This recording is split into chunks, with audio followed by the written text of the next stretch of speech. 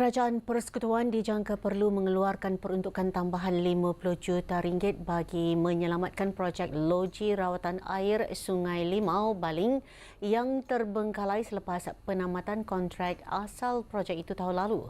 Menteri Ekonomi Akmal Nasrullah Mohamad Nasir berkata projek bernilai hampir 100 juta ringgit itu hanya mencapai kemajuan sekitar 15 hingga 20% sebelum kerja pembinaan dihentikan.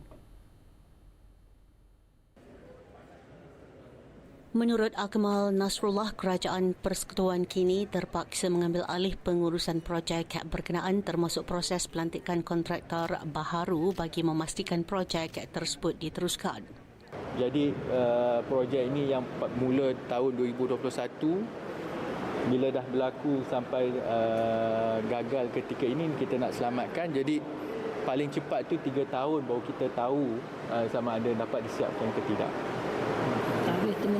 Projek LRA Bukit Selambau yang kini berada pada tahap kemajuan 51% turut mengalami kelewatan berbanding jadual asal. Peringatan sudah diberikan kepada kontraktor supaya meningkatkan kerja di tapak memandangkan rizab bekalan air di Kedah ketika ini berada pada tahap 0%.